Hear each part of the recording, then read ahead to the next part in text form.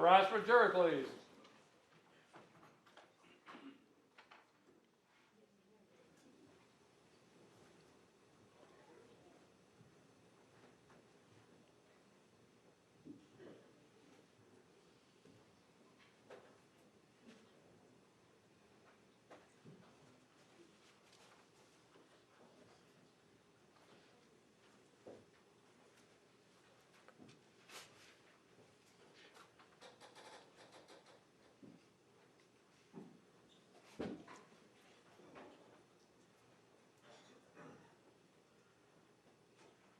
Please be seated. All right, good morning, ladies and gentlemen. All right, hopefully everybody had a good weekend. We are ready to get back into the evidence in this case. Before I get started, I gave you some instructions before we broke on Friday. Again, not to speak with anybody, not to let anybody speak with you, and if you were approached, I just want to confirm that nobody had any issues over the weekend, that nobody was approached or felt that they were not able to comply with the court's instructions. All right, well, that's good. Well, again, welcome back. It's good to have you. I understand the state is ready to proceed with its next witness. It's ready. State calls Investigator Ramos.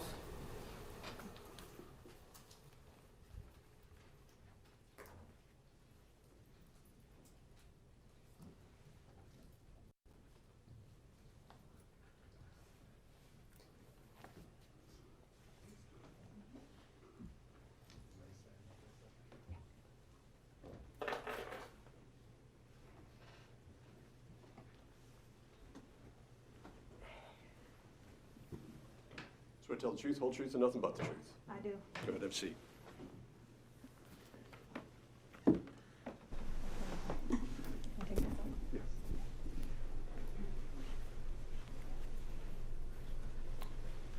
Good morning, Investigator. How are you doing today? Good. Could you go ahead and state and spell your name for the record? Yeah. So I'm Sheila Ramos. It's spelled S-H-E-I-L-A. Last name Ramos, R-A-M-O-S. And Investigator, where do you work?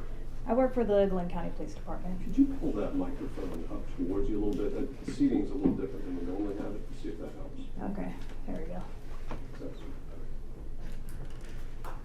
Go ahead and tell the jurors where you work. I work for the Glenn County Police Department. And how long have you been with Glenn County? Almost 6 years now. And what is your role within the Glenn County Police Department? So I'm currently assigned to the Criminal Investigations Division, CID, at the rank of sergeant. I oversee crime scene and evidence. And have you ever held any other sort of positions within Glenn County Police Department? Yes. And what were some of those positions? Went from patrol to investigator to sergeant. Have you ever worked for any other agency? I did. Okay, what other agencies? Worked for the St. Mary's Police Department. And how long were you with St. Mary's? About 7 years. 7 years. Now, you're a post-certified officer? I am. And throughout the course of your law enforcement career, have you always held your post-certification? I have.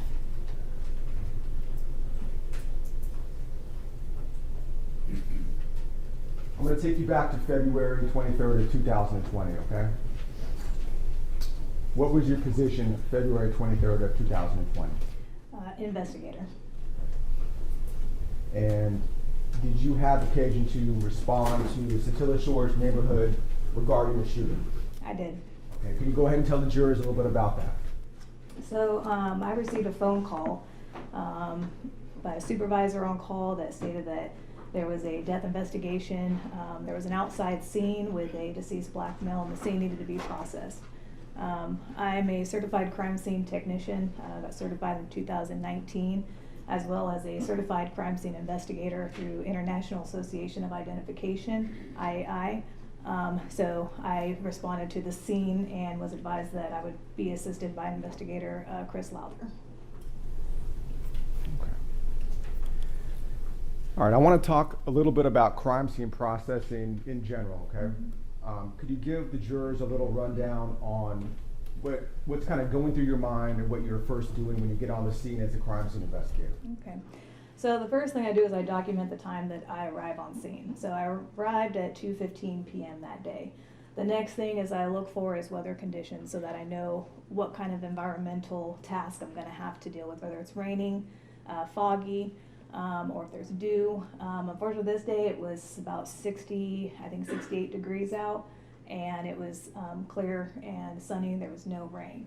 At that point, I make contact with the responsible officer or the supervisor on scene to just get their outlook, because at that point the scene's already secured and has a boundary line or a crime scene tape around. So they advise me what they see, and then from there, what I like to call examine. I go and I see where this evidence is at to see if I need to broaden our boundaries or if we need to make it smaller. At this point, the officers did a great job on setting that boundary where the evidence and crime scene boundaries were. So, and then at that point, it goes to photographs to sketch to then collecting and processing. Okay. So at the time you arrived on scene, the scene was quote unquote secure, right? Correct. Okay. And what was the first thing you did when you got on scene at Satilla Shores? So that day I spoke with Sergeant Leska, who just advised me that they had set a boundary around the scene and had somebody already starting a crime scene log. And so then at that point, I put on my Tyvek suit and started taking photographs of the area. Explain to the jurors what a Tyvek suit is. So a Tyvek suit is like a coverall with booties and a hood.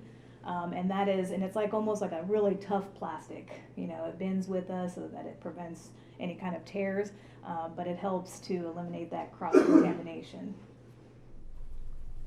And you said the first thing you did was you started to take pictures?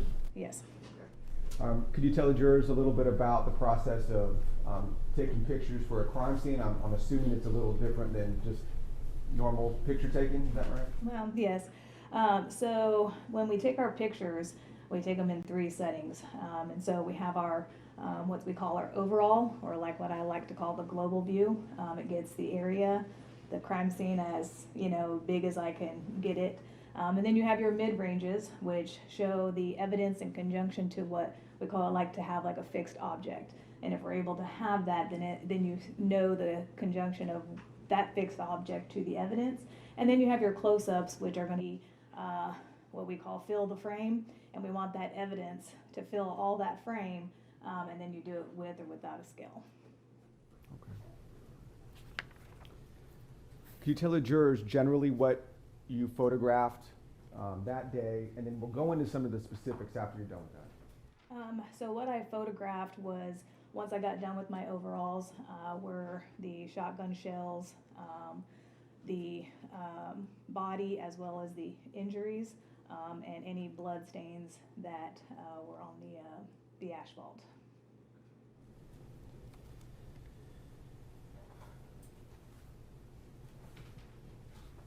Investigator, I'm going to hand you what's been previously marked as State's Exhibit 43 through 104 minus 88, okay?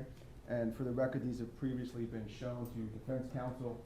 I'm sorry, I didn't hear the first number. 43 through 104 Okay. minus 88.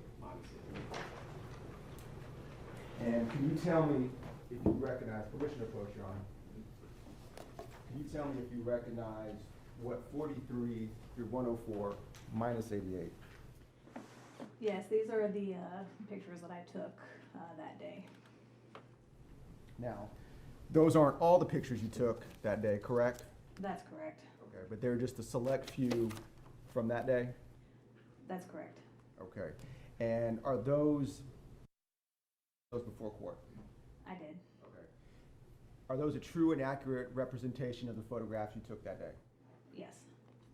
Your Honor, at this time, State moves to tender State's Exhibit 43 through 104 into evidence minus Exhibit number 88.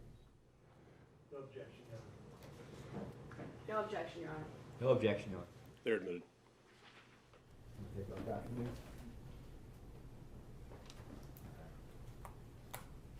I'm going to put these on this document camera, and if any of the jurors have any trouble seeing, just let me know, okay?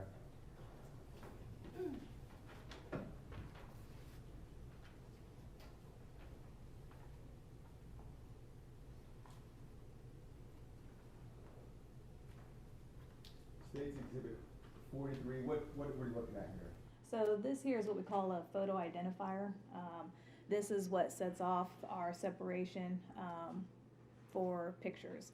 So you'll have your department, the date, the time, the area that the pictures are being taken from, as well as the type of investigation and who the case agent is.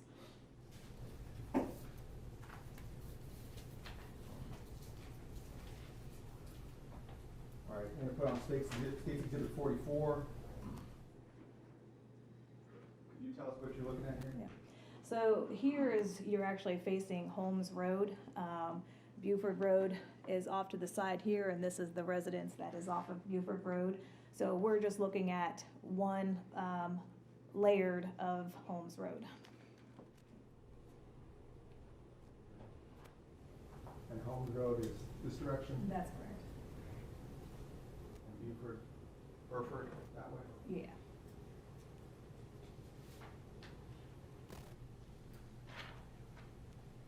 State's Exhibit 45. So this is an overlap again of Holmes Road. This is standing outside on Satilla Drive and taking a picture of Holmes Road. And what I'm pointing at here on the document camera. So this is where the shotgun shells, the wad cap were collected from, and then of course you have Ahmaud there underneath the sheet. Do you happen to remember what the address was for this house right here? Yeah, it's 301 Buford Road. And is that in Glenn County? That is. And what are we looking at right here without going to? That is a white truck.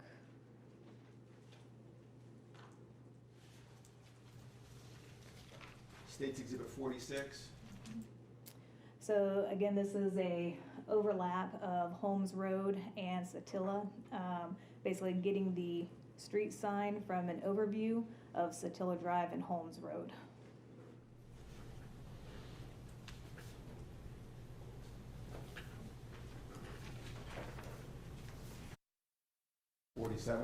And so this is looking on, because most street signs are kind of, one diagonal on top of each other. And so getting Holmes Road into the picture as an overall.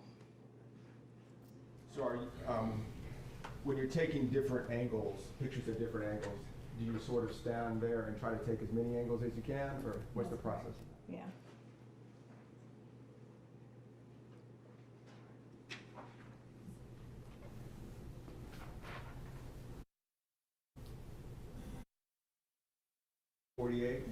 So this here, you're looking at Holmes Road, but getting the Satilla sign.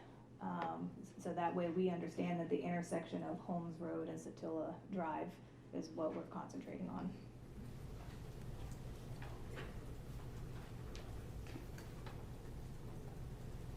State 649. Yeah, and again, it's just this is what we call our mid-range, just more of a close-up of the street sign so that we know the location of the incident.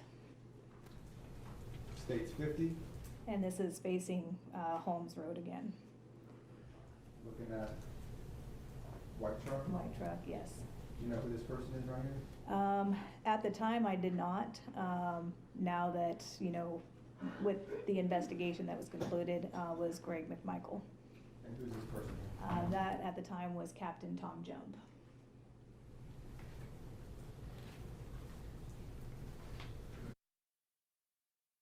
State's 51. Yeah, this is, again, walking into the scene, and so this is our mid-range. So this is Holmes Road coming into the scene.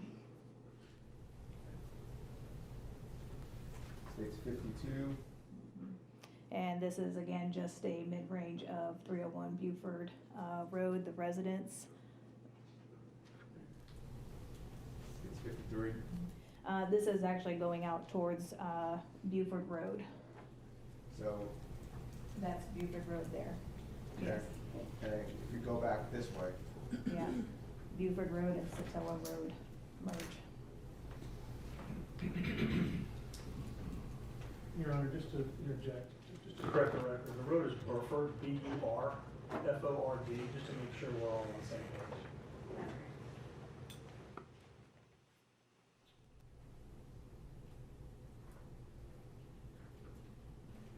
States 54. Yeah, so this is again an overlapping of mid-range coming into the scene.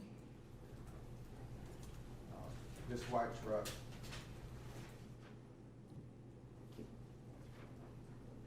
States 55. Mid-range of the center of Holmes Road from Satilla.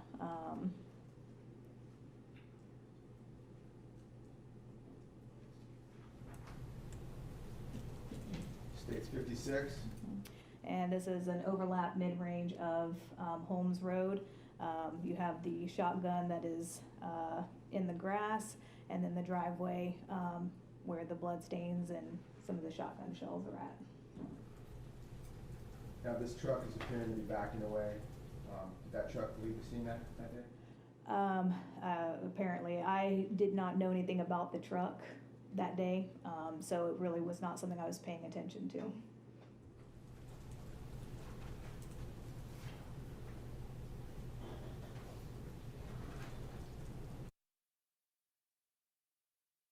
Again, just another overlap of a mid-range coming into the driveway where the shotgun shells and blood are at.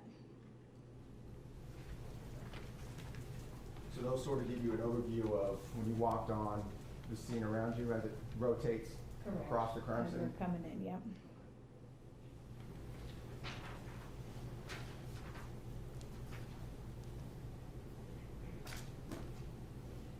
All right, States Exhibit 58. Yeah. So this is the body of Ahmaud. So it shows the conjunction of street lines to where he's at.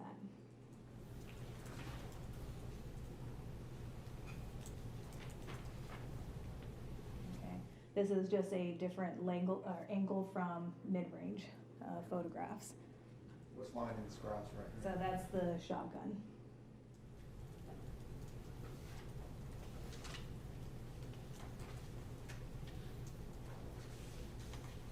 State 60. Yeah, so this is just, again, another mid-range overlap, going into now, starting to hit the driveway. So this is just one angle, facing 301.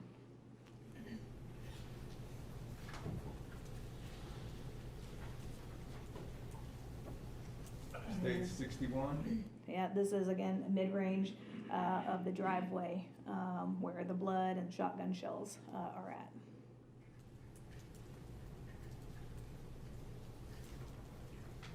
State 62.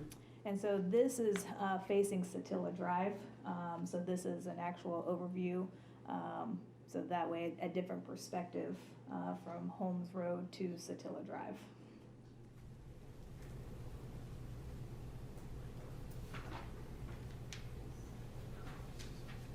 State 63. So this is a mid-range of the shotgun shells and the blood stain on the asphalt. What I'm putting my pencil on right there. Yeah, What are we that's looking at the right shotgun shell. now? And these red spots? Those are blood.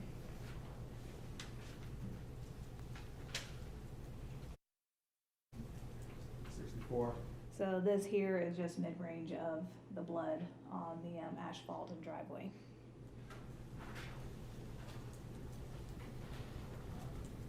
State 65. So it's the same overlap, the blood in the driveway.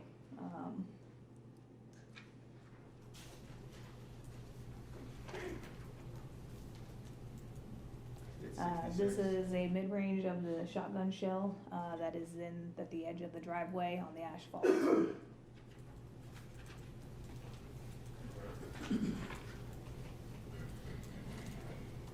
State 67. Yeah, this is the shotgun shell that's in the driveway and the blood.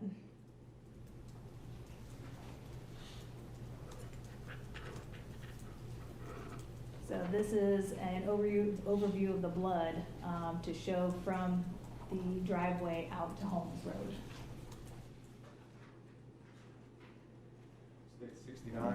This is the mid-range of what is the wadding shot cap. when you say wadding shot cap, Mhm. can you tell the jurors a little bit what that is in relation to any of the other evidence? Yeah, so what this is that, your shotgun shell has powder and shots in it. All this does is separate the powder and the shots from mixing. So it's inside of that, so when the gas goes off, that comes out with it sometimes. But all it is to keep it from the shots and the gunpowder from mixing.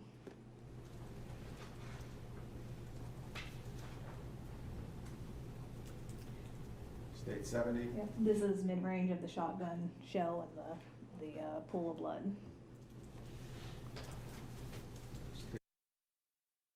Are close-ups of Ahmaud before we take the sheet off.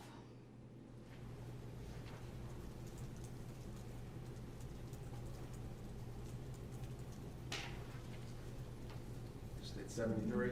This is a mid-range of the shotgun in the grass.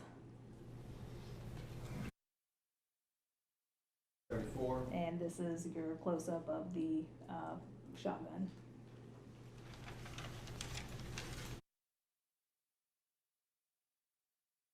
And this is a mid-range to show just the conjunction between where the shotgun is to Ahmaud.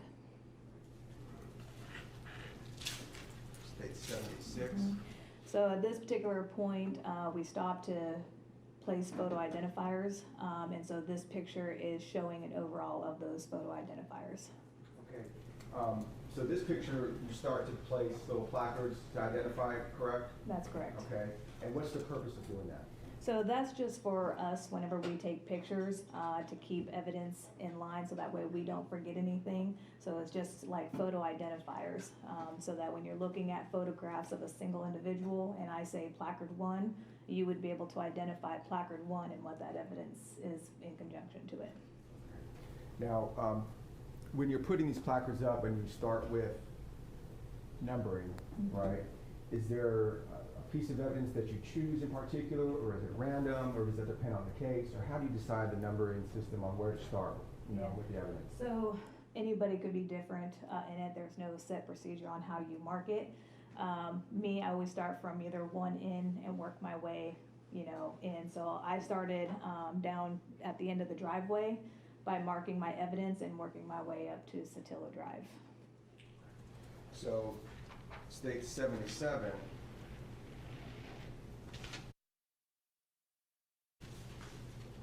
One second.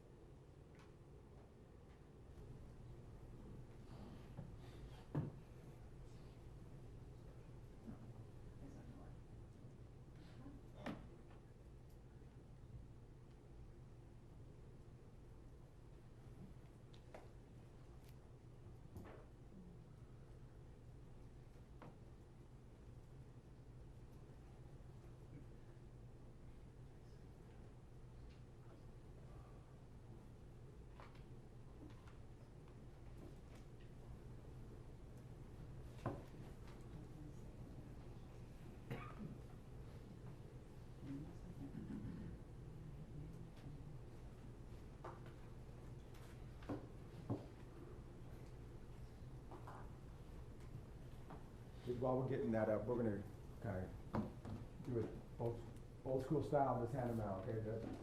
If you don't mind, I'm gonna pass the photographs along, or I'll walk it across, whatever you prefer, okay? Is this number 77 This is here? number 77. Yeah. Why don't we could just walk it across. We'll handle it that way.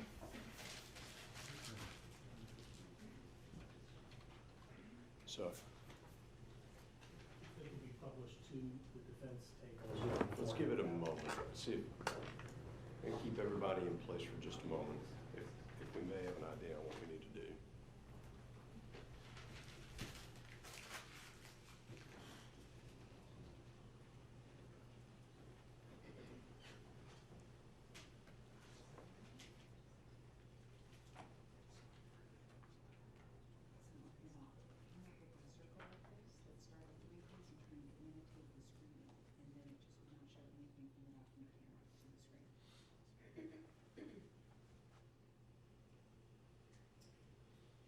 Ladies and gentlemen, the joy of technology is that it seems really cool and fancy, but sometimes it may be better to just work with paper.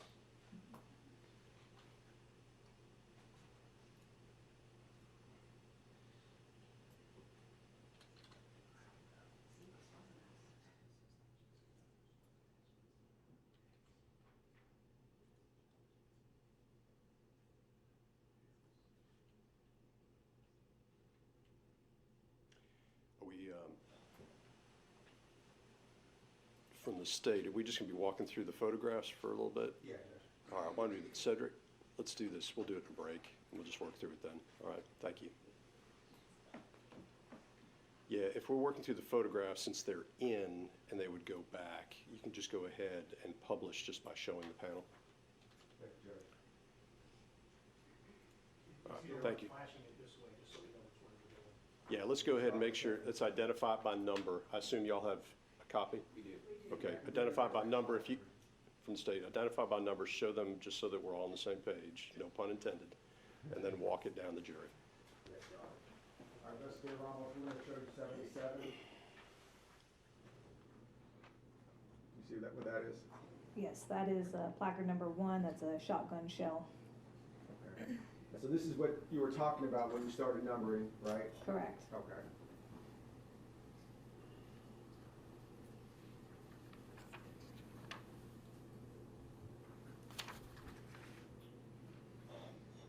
State's Exhibit 78. What are we looking at? So that is placard number 2, another shotgun shell.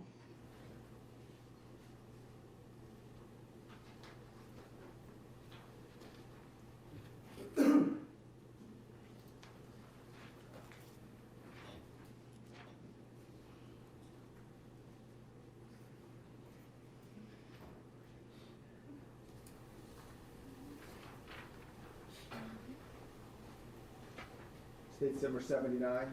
Yeah, so that is placard number 3, and this, I believe, is the wadding cap and the blood around it.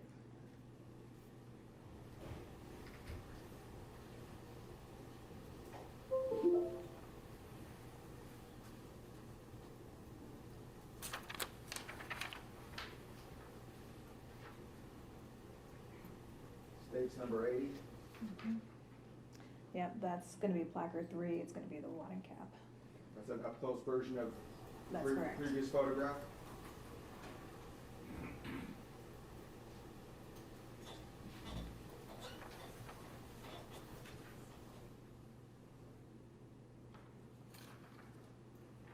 We're gonna turn back to the mono board for State's Exhibit number 81.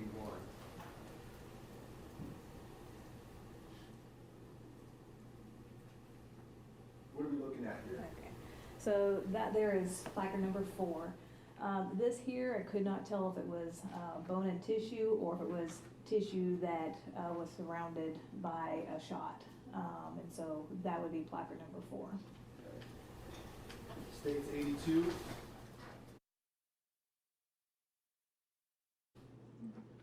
this is just a close-up of that piece of evidence, either the tissue or the tissue surrounded by the shot.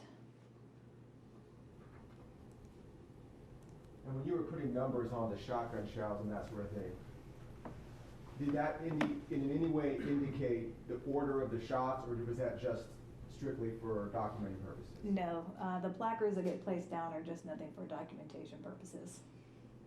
States 83. So this, there we go. This is a placard number 5, which is the 12 gauge shotgun. Okay. All right, we're going to turn from that to pictures of the body. States exhibit number 84.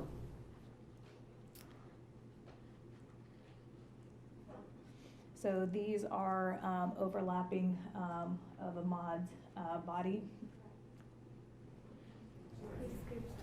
Let me get out of your way. So when you're taking pictures of a body on scene, do you do it the same way you do the scene itself, overall, close-up, medium range, and different angles, that sort of thing? That's correct. Okay. All right. States 85.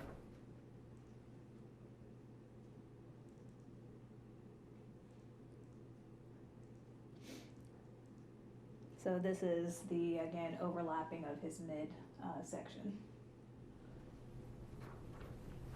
States 86.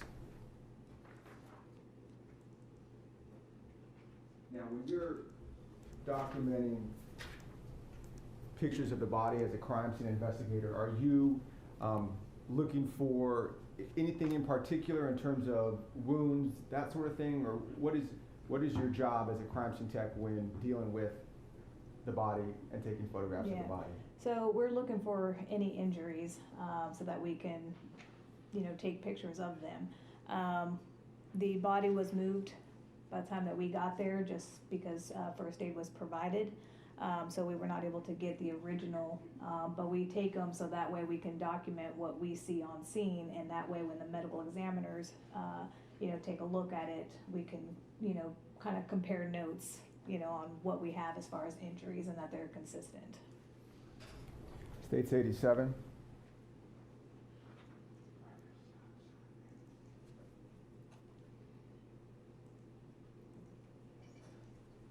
So this is your mid-range, your close-up of Ahmaud's whole body before we start manipulating his shirt and everything. States 89.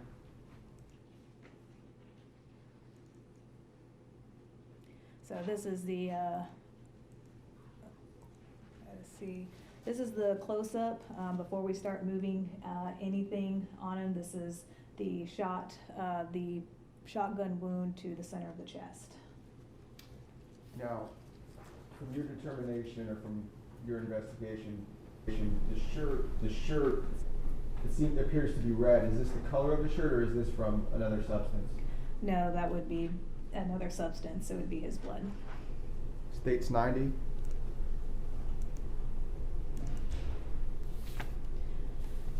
So this is me getting the mid-range of the injury that is underneath his kind of armpit and shoulder. So this right here is what I'm starting to look at. I don't know if you guys can see that or not. States 91, that might bring us closer in. Yeah.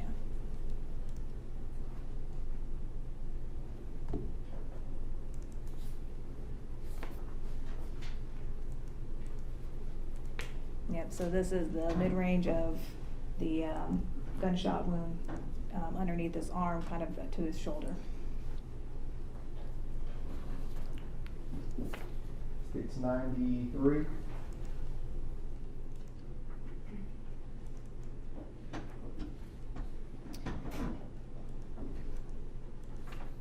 So this is of his legs and his shoes, just trying to see if there was any injuries in that area.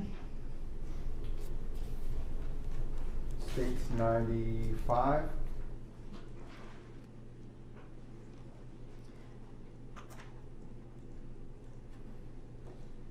And this is just getting, just the bottom tread of the shoe. States 97.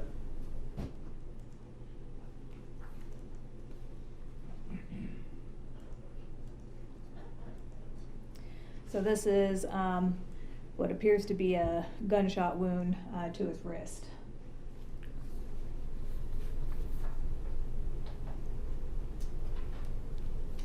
States 98.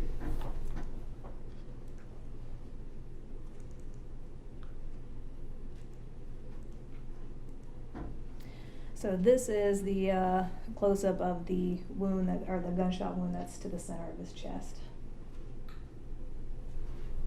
States 99.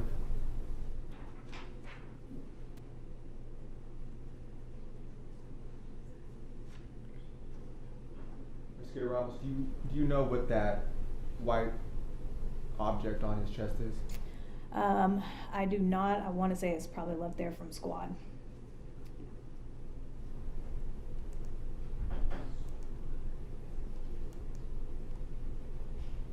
Yeah. 99.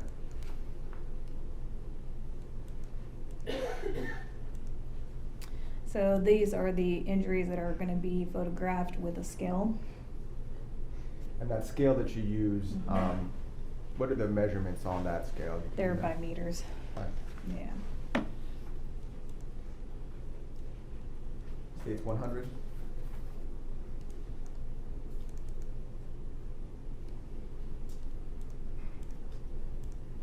And this is the scale for the gunshot wound that's underneath his armpit and his shoulder.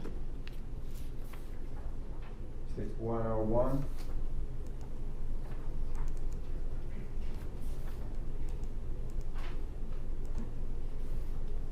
And so these are not in order. This would have been before we would have lifted his shirt up to get that actual full view underneath it. So this is with the shirt still over the wound and the scale. Now, when you're taking these photographs, are you manipulating the clothes in any way to get to the wounds? Not until we're done doing what we have to on the outside, and then we'll manipulate it by pulling out so that we can actually get a full view of it. Okay. Did you make those cuts in the shirt at all? No. All right, States 103.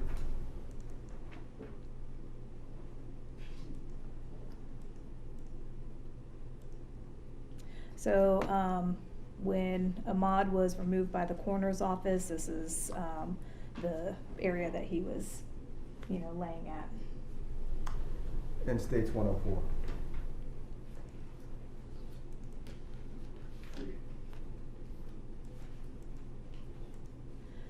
So this here, whenever the coroner office takes control of the body, they put them in a black bag, and they will make an identifier marker, which is just a tag that has information on it, and then that red zip ties seals it so that way nobody can tamper with that bag. Okay, shut it down. At the time you took that picture, was there any sort of identification on the body? There was not. Okay. Is there anything in his pockets or anything like that that could help identify? There was not.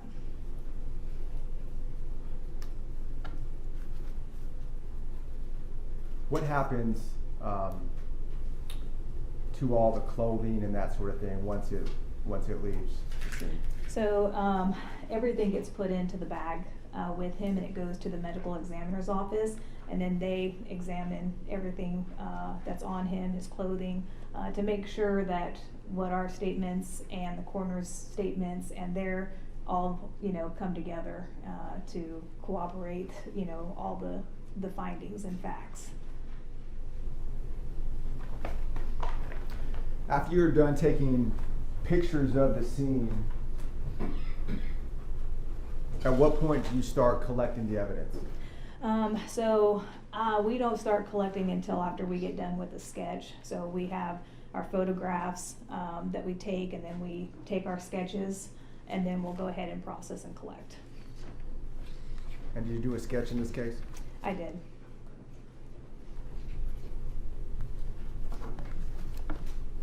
I'm gonna show you what's marked as State's Exhibit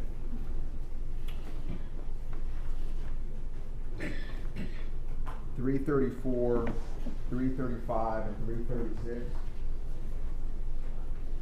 I previously shown this to the defense. Can you take a look at these and tell me if you recognize what these are?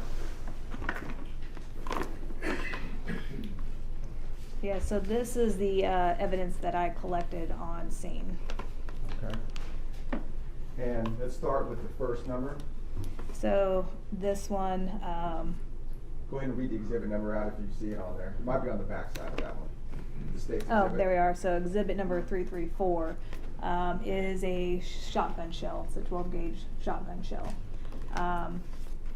Exhibit number 335 is your wadding shot cap.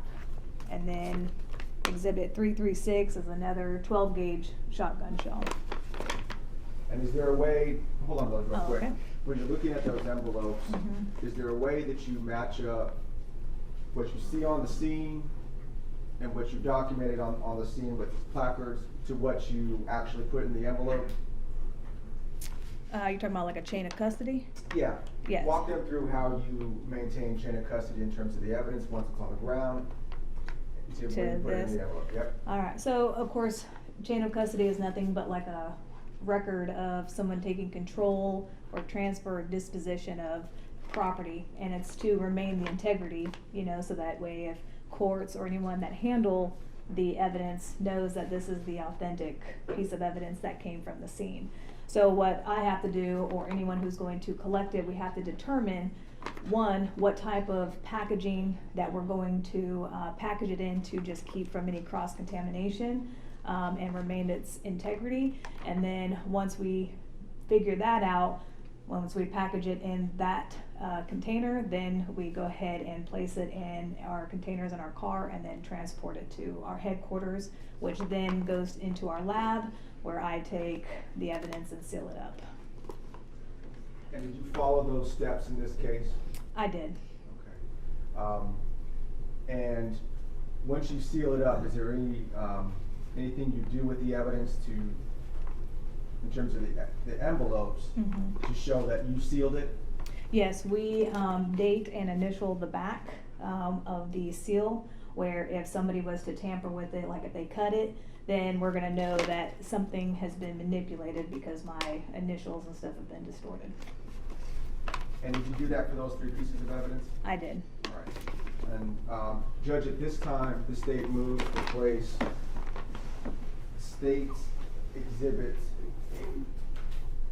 334, 335, and 336 into evidence. No objection. No objection. No objection. They're admitted.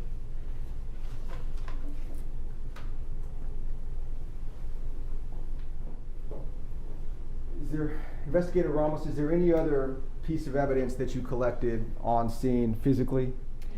The 12 gauge shotgun. Okay. And Your Honor, this, we're gonna present to the investigator shotgun. It's been made safe by the sheriff, so it's not able to be fired. Permission to approach. Good. Investigator, I'm gonna show you what's been marked as State's Exhibit 332. Can you go ahead and take a look at that? If you could hold it, or actually I'll hold it right here. And can you tell me if you recognize what this is? Yeah, so that is the shotgun that I collected on scene that was in the grass. That's what that is. You've drawn her away from the mic a little bit. If I Oh, could just I'm have- sorry, yeah. Well, we can do one too. If you're away from the mic, to speak up a little bit. The jury can hear you. I just want to make sure folks on the other Yeah, side no, can I hear you, too. understand. So that's the shotgun that I collected from the scene. Okay. And do you go through the same process, or did you go through the same process with this shotgun as you did with the other pieces of evidence on scene? Yeah, the only difference was because it was biohazard, and at the time, I did not have a box to put it in. We took our paper bags, the large ones, and we put it in there and taped it and sealed it until we got it to headquarters, where then I was able to transfer it to a box. And the process of sealing it up and that sort of thing, was that the same thing that you did in this case? Yes. Okay. And in addition to the shotgun, was there anything inside the shotgun or outside of the shotgun that you placed into that evidence box at that time? Yeah, so when we had to go and clear the shotgun, once we were ready to collect it, Investigator Chris Lowther cleared it, and there were 4 unfired shotgun shells and then 1 fired in the chamber. And you placed those into the evidence box and sealed it? That's correct.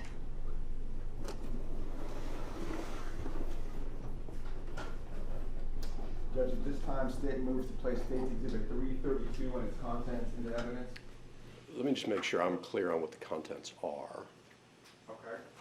Walk us through again what you placed inside the box. So that is the 12 gauge shotgun that was used and located in the grass. That shotgun does contain biohazard. It has blood on it, more likely going to be dry. So that's what's inside the box. And any sort of ammunition? There will be 4 unfired and 1 fired. In the box. In the box. Okay. No objection. No objection, Your Honor. No objection. It's admitted. We're not at this point going to take the shotgun out. Okay. So the seals are still in the box? The box has been unsealed at a prior time, but everything is inside the box at this point.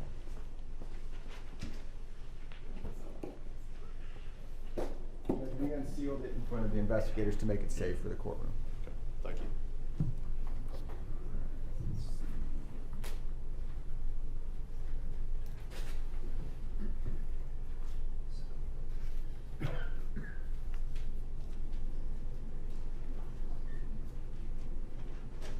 We talked a little bit about, at the time of the time you went out there, the body was unidentified, is that correct? That's correct. Okay. What are some of the next steps that you go through in order to identify a body? So what we'll do is we'll obtain fingerprints from them. So at that time, myself and Investigator Chris Lowther obtained Ahmaud's prints, which at that point is basically just an ink pad that we press the fingertips into, and then we press it onto a fingerprint card. And then I turn that fingerprint card over to Investigator Lowther to process. And were you able to identify who this person was? Yes, And who was that person? Ahmaud, Do you know his last name? Arbery.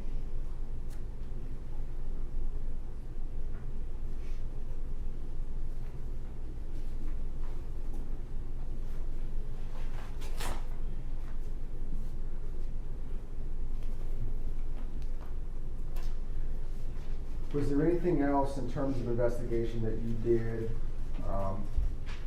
regarding the neighborhood and neighbors when you were there? I did. I did a canvas of the neighborhood. And what does that mean? What does a canvass in a neighborhood mean?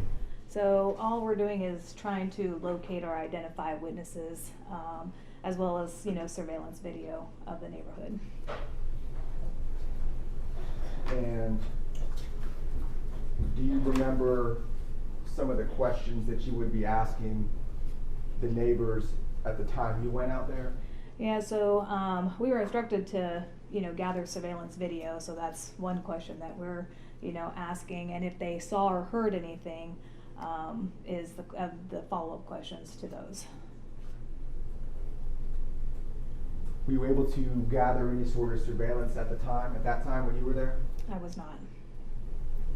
And were you able to speak to some folks? Yes. What happened, what y'all do if the neighbors or any witnesses from the houses weren't there when you went to their homes?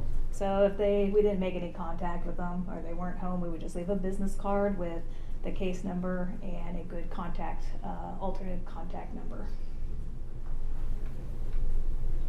If you were to get any sort of callbacks or follow-up with the neighbors, would that be you or would that be a different investigator that would do that? Possibly would be another investigator. Were you the lead on this crime? I was not.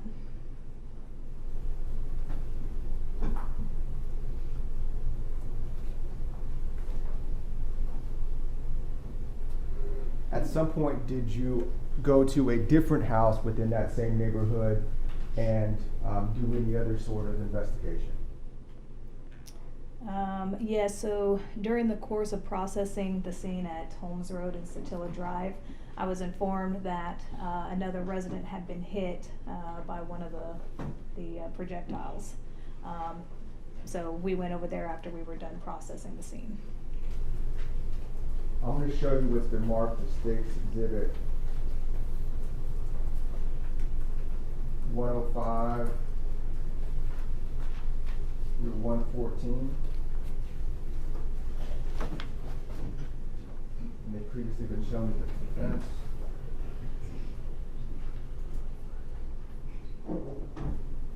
Just 1 second.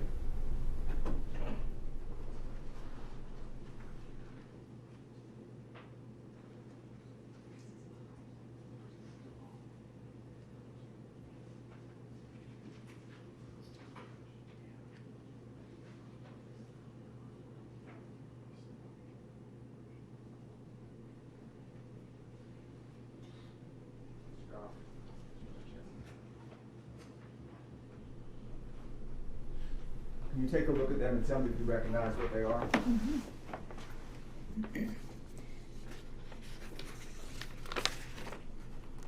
Yeah, so this is the residence of 232 Satilla Drive.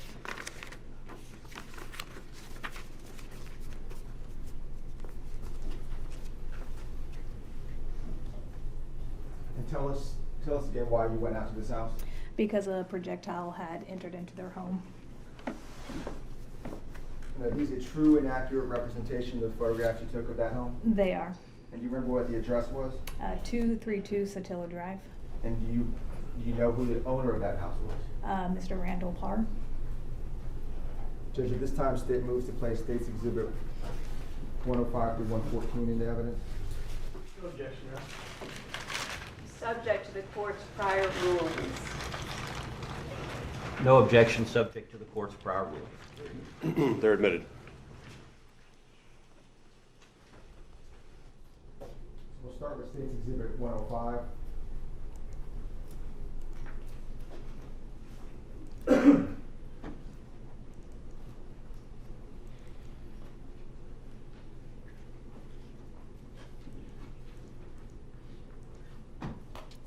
Can you tell us what we're looking at here? Yep, so from Satilla Drive, the roadway, taking a picture of 232 Satilla Drive.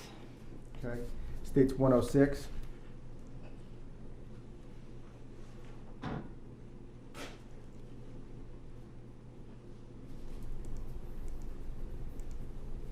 So this here is facing Holmes Road and Satilla Drive. If I'm going to walk up to the monitor board and see if you can see what I'm Yeah. pointing at here. Yeah, so that's 301 and Holmes Road, and then Satilla Drive, and then the mailbox with the numbers 232 to depict the address where the shots were fired in conjunction to Holmes Road. Is this roughly where the shooting occurred, where I'm pointing with my finger? Yes. And for the record, that's on State's Exhibit 106 that I'm pointing, the top left part of the screen.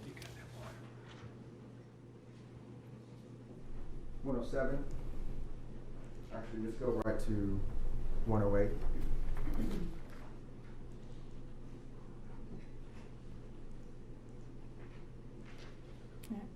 So what we're looking at, because there are bushes, as you can see to the left of the screen, trying to get the picture of the window that was hit from a projectile. State's 109.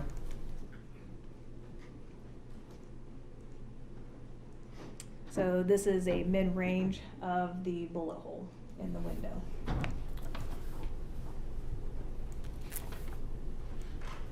State's 110.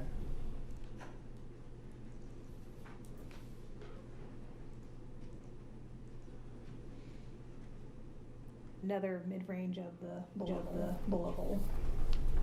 State's 112.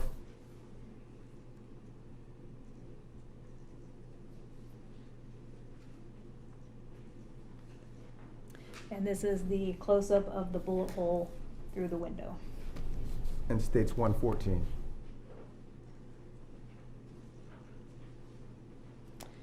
Because the projectile did enter through the window, it stopped at the wall in the living room.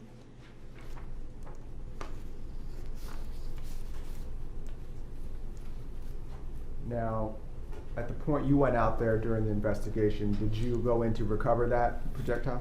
Yeah, so we asked Mr. Farr if he'd be willing to let us cut his wall to retrieve the projectile, which at that point he was in the process of selling it and did not want any damage done to his walls. So I passed the information along to the case agent to either obtain a search warrant to retrieve the projectile or make a decision on it. Just 1 second. Mm-hmm.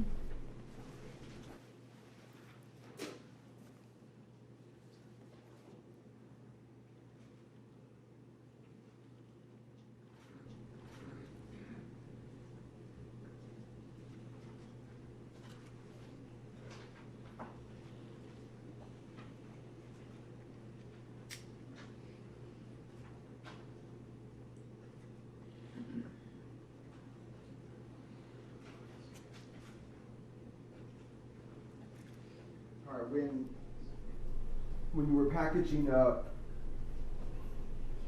the evidence, I think we already talked about him, Mr. Arbery, having nothing in his pockets that y'all found. Correct. So, do you know if he had a telephone or a cell phone on him that day? He did not. What about a wallet or any sort of weapon or anything like that, tools? No.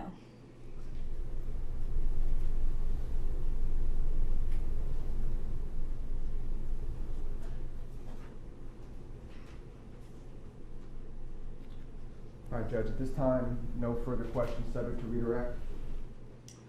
Thank you. From the defense? Yeah, 10 minutes.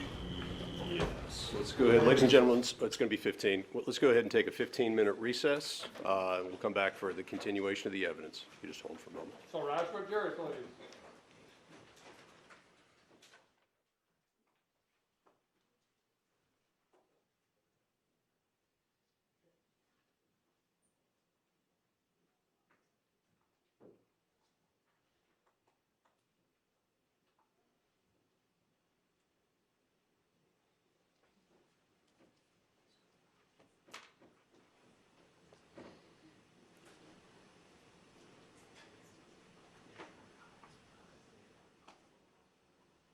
Okay, you want to be seated? And you can go ahead and step down. I remind you that you're still under oath, so during the recess, please do not discuss your testimony with anybody. Thank you. All right, 15 minutes, everybody.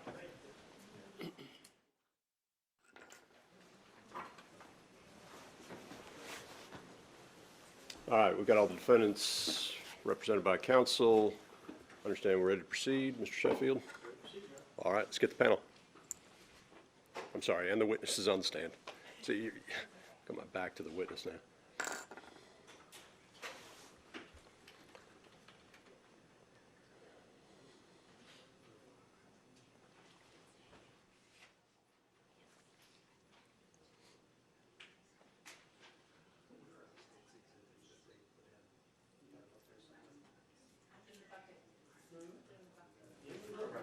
Right over here.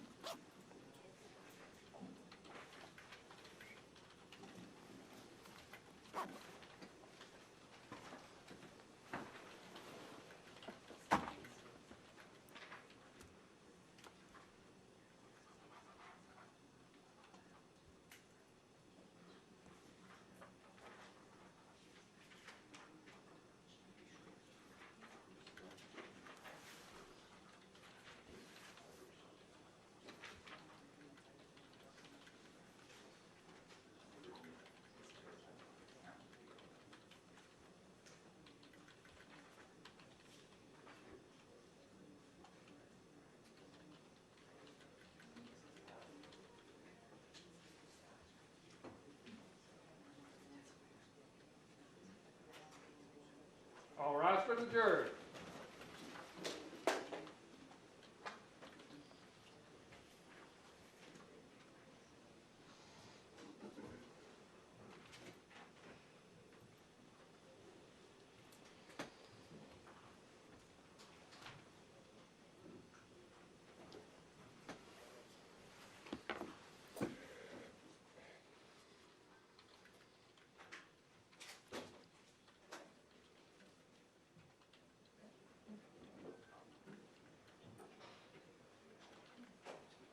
Please be seated.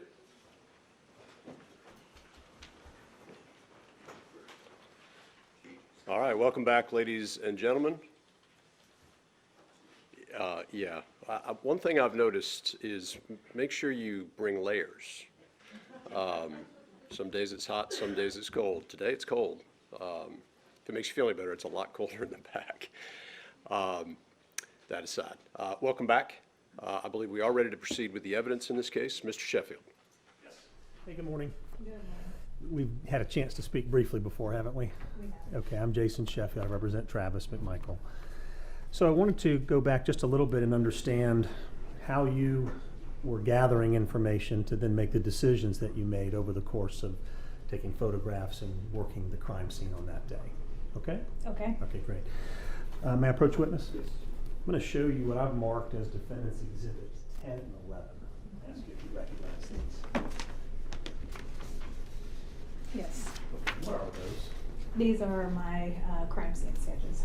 Okay, is that something that you do in every crime scene case when you show up and are taking a look at where evidence may be that needs to be collected? Not in every one, no. Okay, but you did crime scene sketches in this case? Is that Yeah, correct? our department has it where anything to do with homicides is mandatory sketches. If there's injury, we'll do sketches, and anything natural deaths. Okay, are these fair and accurate copies of your actual crime scene sketches in this case? Yes. Okay, move into evidence, defense exhibit 10 and 11. No, okay. Permission to publish? Go ahead. Whatever's sitting, I assume those were just the crime scene photographs that already been admitted. I'm working with these, yes, Judge. Okay, the only reason I asked, just so everybody's aware, if you put them down on the table, that Sure. document camera is going to pick it up. So Okay. let's just be I'm going aware to of publish to the jury. it. I'm sorry, I believe I said admitted. Go ahead. You did, yes. Okay. May I publish? I'm going to publish to the jury. Yes. Louder. I need to be louder. Okay. I will do that.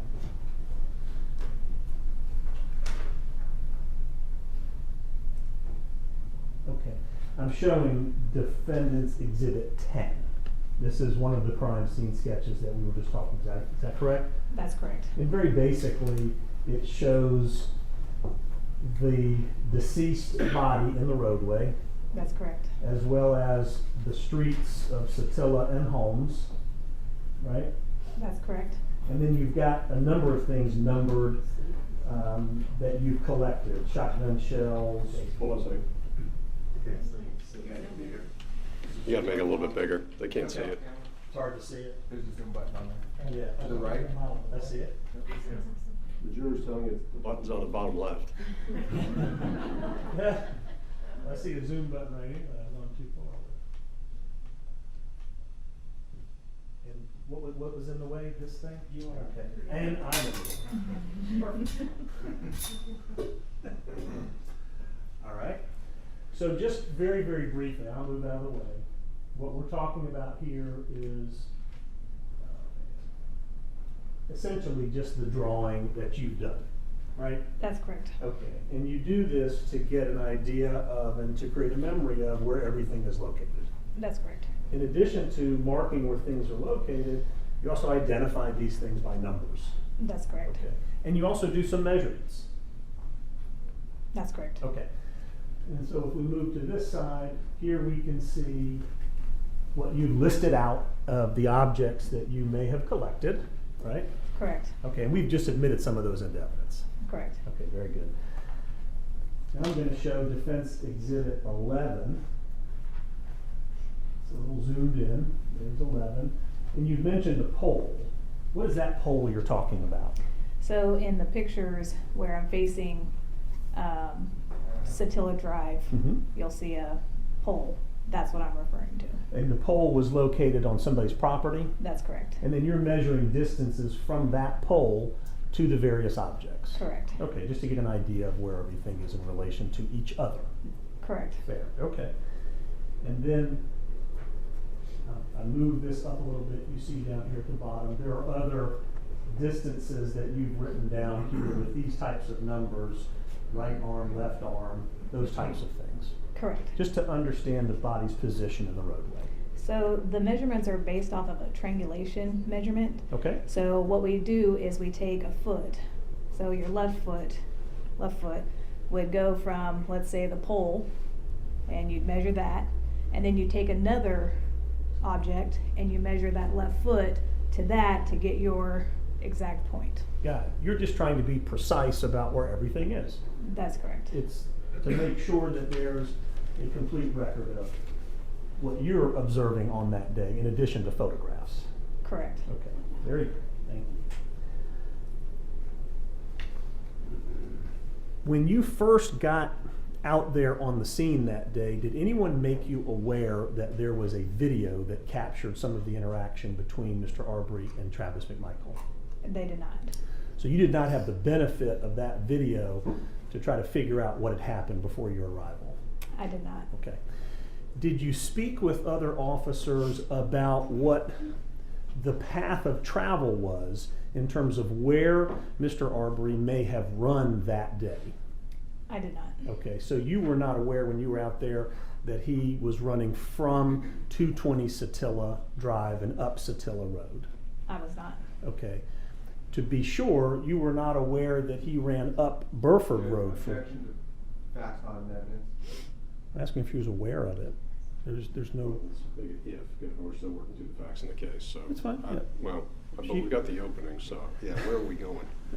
I think that what we're doing here, Your Honor, is we're making sure that she is or is not aware of certain facts.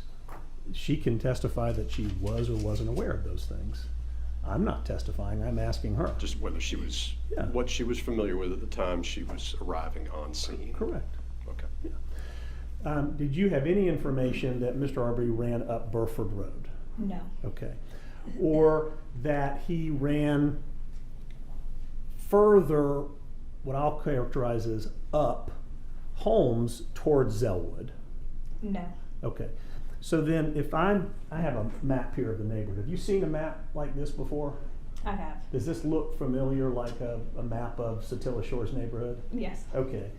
I think I'll just show it to the state. Just to help demonstrate your testimony, I want to make sure that we're on the same page. And I'll try to hold it so everybody can kind of see it here. So if I put it up here, is that okay, Your Honor? All right. So you recognize this intersection right here as Holmes Road, correct? Correct. Okay. So what we're talking about is Burford continues all the way up here and then kind of comes around to Zellwood, right? Correct. Okay. And then we have 220 Satilla, which is over here, kind of right around where Jones intersects Satilla. Do you see that? I do. Yes. Okay. So is it fair to say that you did not take any photographs of anything up here on Satilla Drive? Except for 232 Satilla Drive. Except for 232 where that stray buck shot went. Correct. Okay. And it's fair to say you didn't take any photographs coming up Burford? I did not. Okay. And then what I was just asking you about Holmes, Mr. Arbery's body was sort of down here toward the end, what I'll call the end of Holmes where it intersects with Satilla, correct? That's correct. But you did not take any photographs up in here I did not. or back here on Zellwood? That's correct. Okay. I just want to establish whether you did or you didn't.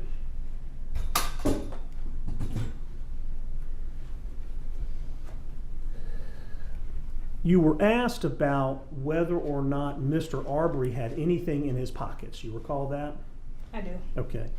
And what you're saying is when the clothes were collected, that nothing was contained in the pockets at that time.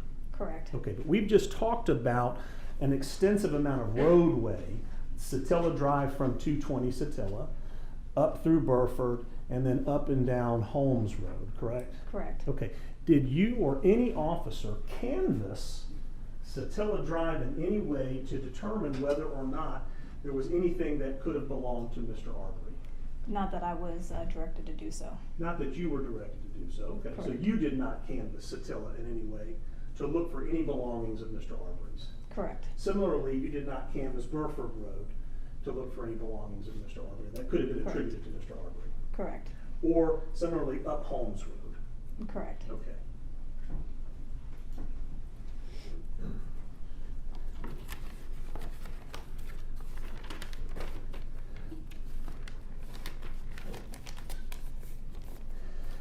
We were looking already at State's Exhibit 46. And in State's Exhibit 46, I think you've identified this as the corner of where Holmes Road comes and meets here with Satilla Drive. Is that correct? That's correct. Okay, so essentially the house that we see in this Exhibit 46 is the house right here on the corner. That would be 235. Correct. You were saying 235 when I was saying 235. Right, yes. Okay. And as we look at this picture, and based on your memory, isn't it true that there are no fences that line this property that would obstruct anybody from passing through the yard? That's correct. Okay. Do you recall looking at 301 on this side of the yard and also seeing that there were no fences that were obstructing any part of the yard? Yes. Did you go further back up Holmes to determine whether or not there were any fences in these yards that would obstruct anybody from crossing through? No. Okay, there are none, is that correct?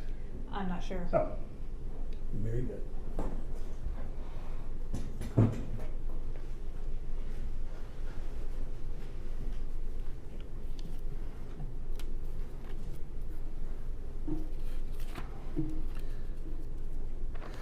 One of the things that we were talking about is measuring distances. And so one of the questions that I have for you is the distance here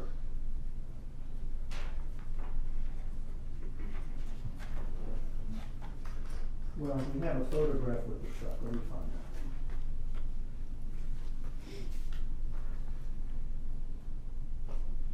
Here's our truck. Let me see if I can get a better master shot of that. There you go.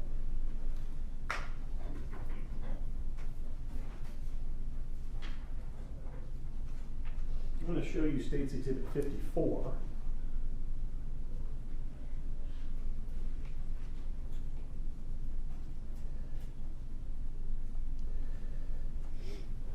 Were you aware that there was a confrontation between Mr. Arbery and Mr. McMichael in front of his truck? No. You were not aware of that? No. Ah. Were you asked at all to get a measurement? Let's say this is the front of Mr. McMichael's truck as it's facing this way, and the road is here, and then the driveway is here, where you are essentially, and the grass. Were you asked to get any measurements from the front of the truck back across to the driveway where some of the blood splatter was found, or some of the blood was found? No. To try to understand that distance at all? The truck never was brought to my attention. Okay.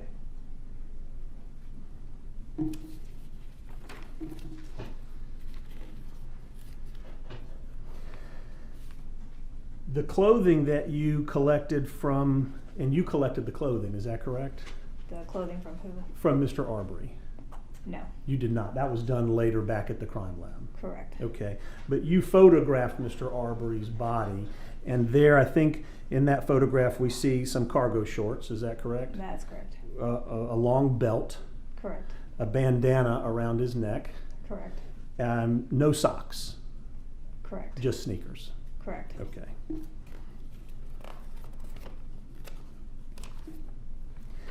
One of the things that you did also is to collect fingerprints from Mr. Arbery, Correct. so that those fingerprints that you took from his actual hands could be compared possibly to what we call latent prints that may be on an object. Is that correct? Am I using that term right? So We took prints to put in our system to make identification. There was no comparisons done because there was no latent prints to compare them to. So latent prints meaning if I touch an object with my finger, I could leave a fingerprint on that You could object. leave a latent, yes. And that would be called a latent fingerprint. Correct. Okay, then we have the actual fingerprints taken off the person, Correct. which we then can compare to these unknown latent prints. I guess I don't, when we take prints, we submit them through our APHA system for identification. Okay. So I'm not really sure, there was nothing to compare the prints to. Okay, so what you're saying is no one, when you were out there, at least on that day, discussed with you that there were objects that needed to be fingerprinted for latent prints. Is that No. fair? The only object that took any kind of consideration was the shotgun at the time, due to the fact that it had blood. So that would have had to go to the lab to have a serologist at least look at it to see how we can maintain the blood and the fingerprints. And did that happen? I'm not sure. Okay, but a shotgun is something that you can get fingerprints off of, correct? Correct. The metal part of the gun, you could lift fingerprints off of that. Correct. The wooden parts of the gun, the handle, the stock, all those things, you could lift fingerprints off those if you were to try to do it. Yes, correct. Okay, but you were not part of any team that went to inspect or try to lift off latent prints from the shotgun. No. Okay, what about Mr. Bryan's truck? Were you informed on that day that there might be latent fingerprints on Mr. Bryan's truck? No. Okay, so you have nothing to do with that if that was done later. So I obtained prints from Lieutenant Brandon Gregory. It was a palm print. Okay. That he said he obtained from a truck. Okay, What truck, I'm not sure. What truck But or- those are what I obtained from whoever processed the truck. all right, so later in this process of this case, you were given a latent palm print to then put into evidence or deliver to be analyzed, is that Correct. correct? Okay, all right, very good. I think you've also testified that the firearm that you collected had an empty shell in the chamber, meaning a spent shell that was in the chamber. That's correct. Okay, it had not been ejected out of the chamber and a new round loaded. Correct. Okay. Are you familiar with the dynamics of how that shell would be ejected out? I am. It would only be ejected out if the person with the gun re-racked it again to put a new live round in. That's correct. Okay.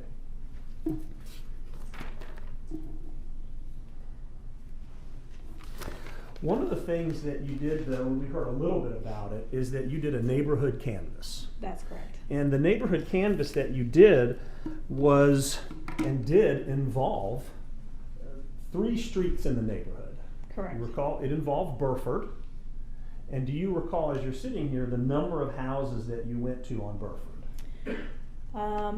I don't recall the exact number. I went to Okay. quite a few. Quite a few. Yes. And the reason that you do this is because you want to try to find anybody who knows anything about what may have happened on the 23rd. Is that It's correct? to help locate witnesses. Right. And witnesses doesn't necessarily mean a person who saw the actual shooting. A witness could be anybody with knowledge that's relevant to your investigation. That's correct. Okay.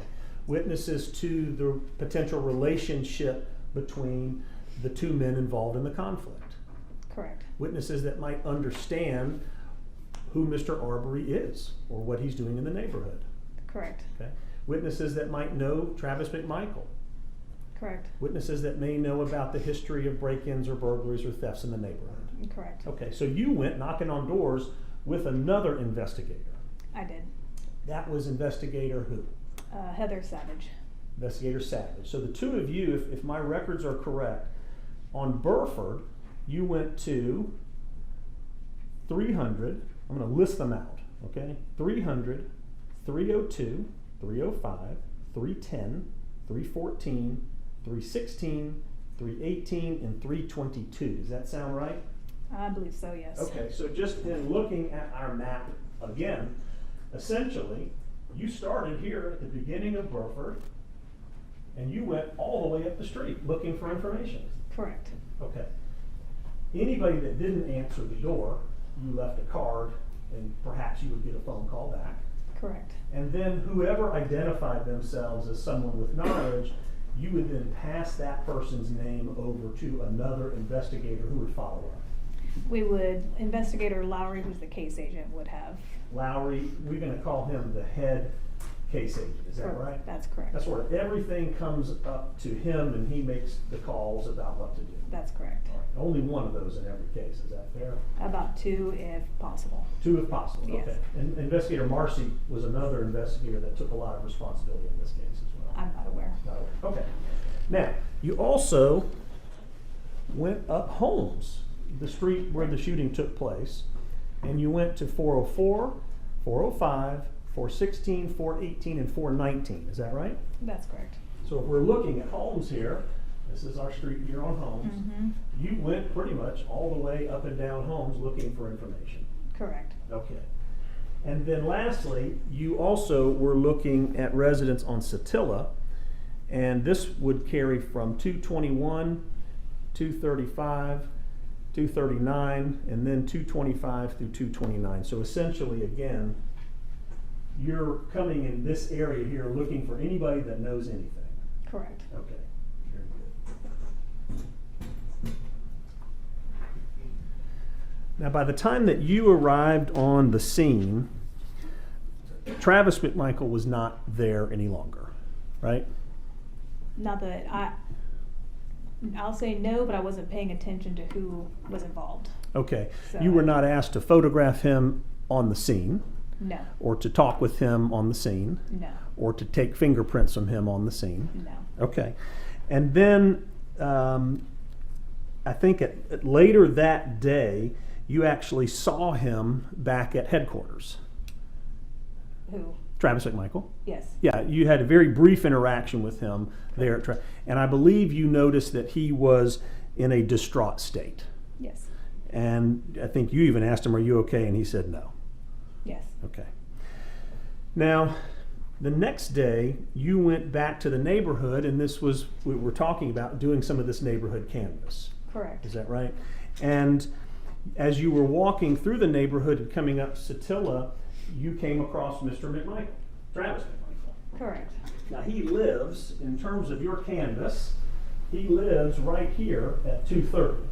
Correct. Is that correct? So 230 is in the heart of the houses that you're knocking on the doors, right? Correct. Okay. And again, when you saw Mr. McMichael that day, he was outside in his yard. Correct. Again, he was distraught. Correct. He was upset, right? Correct. Trying to figure it all out. Correct. That's what he said to you. I'm just trying to figure this all out. Correct.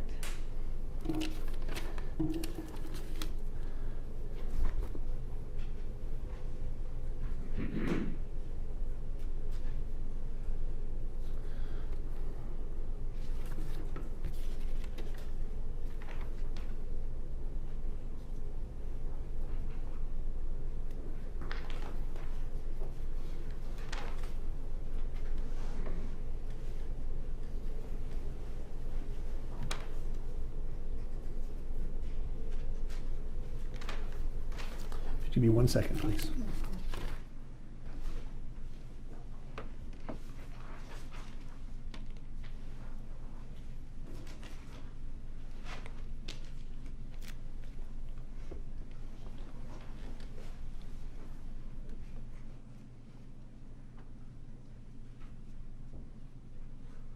We were making sure, I just want to make sure. The two of you that are in the gallery, the large board, I saw there was some, you saw it. Talking about Yep, that. they saw it. You see it, okay? Yeah, sure. Okay, nothing further, Your Honor, thank you. No questions. Mr. Goff. A few.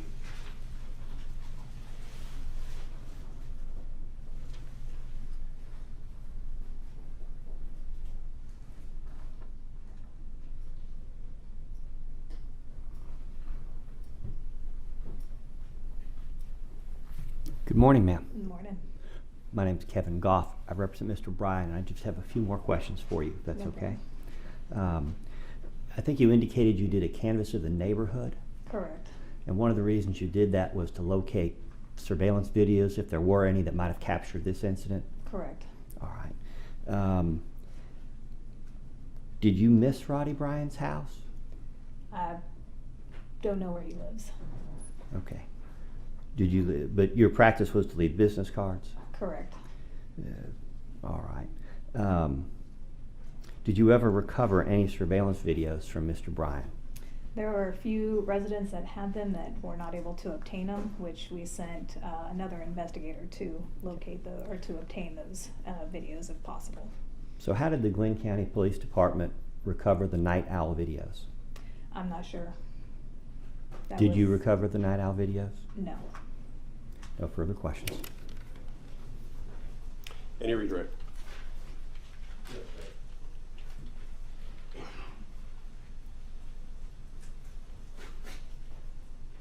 Investigator Ramos, when you were out on scene, we saw in one of those pictures a truck driving away. Correct. Okay. Were you aware that there was a second truck on scene earlier that day? No. About how long after the incident did you arrive on scene, do you know, roughly? Maybe about an hour. I'm not sure what time the call came out. I arrived around 2:15. I want to say I estimated about an hour. So if those trucks contained any sort of evidence, inside or outside, you didn't have a chance to document or collect any of that on scene that day? Objection, Your Honor, that's leading. Did you have an opportunity? That's sustained. Rephrase it, please. Did you have an opportunity to collect any evidence or photograph anything from the trucks that day? No.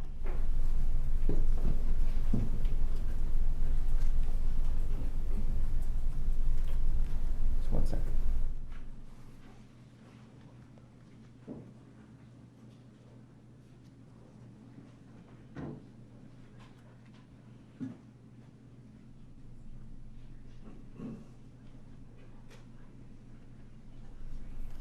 Investigator Ramos, when you sent that box or when you put the information or evidence collected from the shotgun and the ballistics,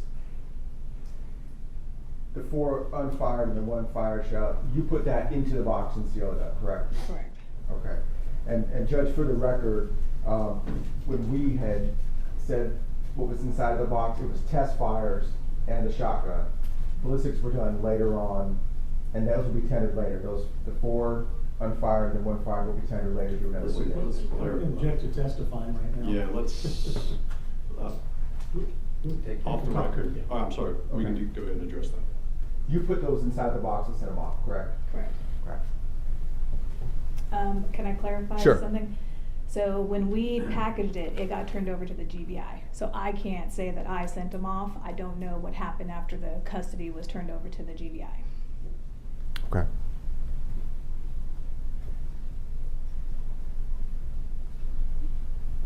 No further questions, Judge. Anything on that limited issue from the defense? No, Your Honor, thank you. No, Your Honor. There you are. All right. Thank you. You can step down.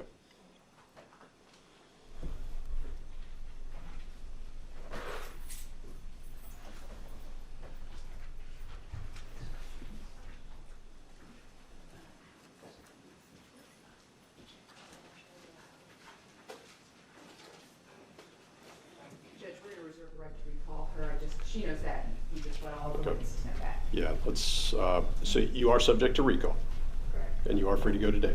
Thank you. Thank you.